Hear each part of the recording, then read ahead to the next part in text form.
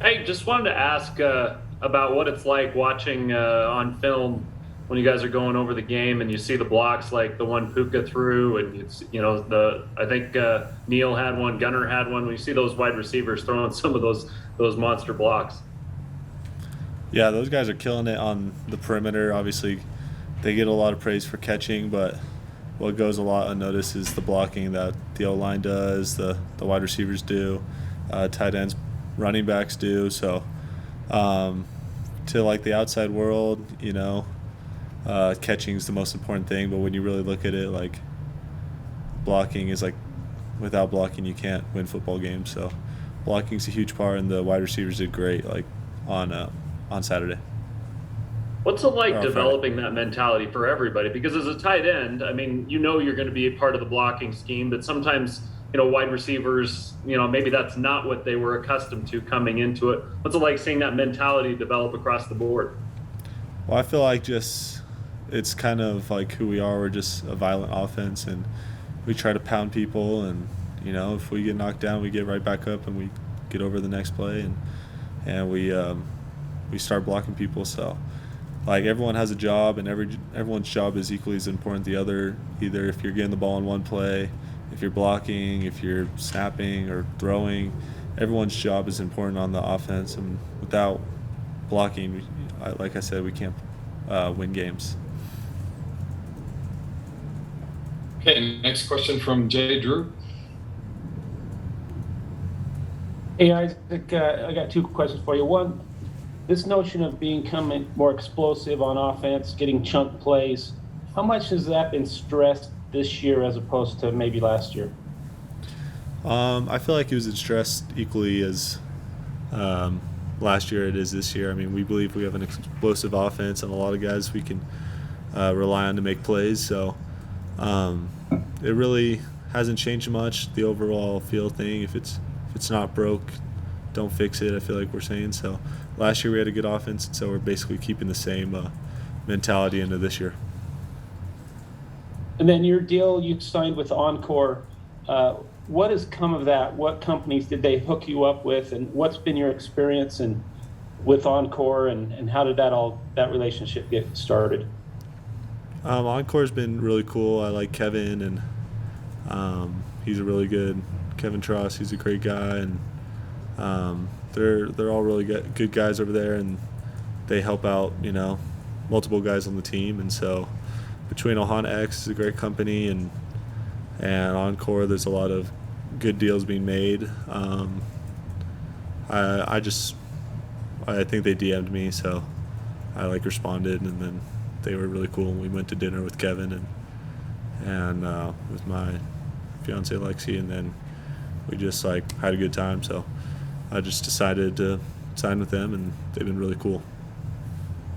Which companies have they hooked you up with to represent, To be honest, if any? like it's kind of my own personal deal. Like they've reached out to me about a lot of different companies, but I wanted to focus more on football really this season, because if I suck at playing football, no company's going to want to sponsor me. So I've kind of literally been on my own, and but they have companies that have hooked me up, like Desert First Credit Union and other places, that they've made deals with. But for me personally, I've been trying to stay away from the whole NIL, just so I can focus more on football.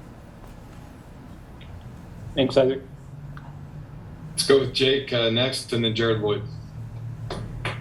Isaac, I wanted to ask you, just in terms of Jeff Grimes, when he was here, we asked him all the time about RPO offense. He liked to call it the RVO, reliably violent offense. Is that still kind of the mentality you guys have on this offense? Because you mentioned violence earlier. Yeah, of course. I mean, we have a big physical O line, and then we got receivers that can block downfield, and yeah, we just have honestly, like a lot of big guys on the team that can push people around. So we do keep that violent mentality that Grimes obviously established with us over the years, and then it's being carried on by A-Rod. So it's really cool to see us keep progressing, even though Coach Grimes is at Baylor. You're a San Clemente kid from California. Do you have any crossover with Riley Wimpy at all? Yeah, so Riley's he was in my ward in San Clemente when he moved down there his senior year to play at San Clemente, and then we like over quarantine we worked out like every day when no one was in school, and so he came down to San Clemente with his wife and we worked out in my garage a lot. But I also am really good friends with Jack Sears, who's the quarterback at Boise State, and Dante Harrington, who's the center there. And so San Clemente has a big Boise State and BYU connection, so it's going to be cool to see those guys again. Does that make this type of a game more fun for you, knowing that you have guys on that opposite sideline that you're going to be going up against? I feel like it is. I mean, it's just fun seeing your boys again. And then I had friends on Utah too, so it was cool seeing them. Like, it's definitely more fun when you're playing against your homies. So. Okay, Jared, go ahead. Isaac, I got to ask the quarterback question. It sounds like it's still up in the air as far as who's going to be healthy enough to go. Everything you guys always say is that you don't care because the offense doesn't change. But what's it like just dealing with the uncertainty and not knowing who's going to be the guy depending on the health situations?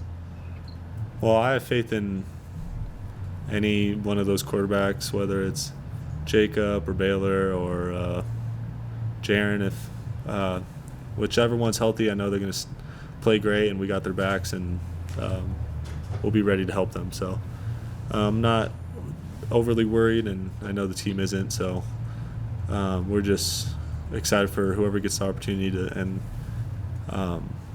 we know they're going to play well. So. It is a little bit different for Jacob, and the only way to get a game experience is to compete in a game. But Baylor and Jaron have had a lot more of those opportunities than Jacob has. Do you say anything to him, or do you see anything from him? You know, if he's going to be the guy, does he have to do things maybe a little bit differently just because he's still developing that experience, that game experience?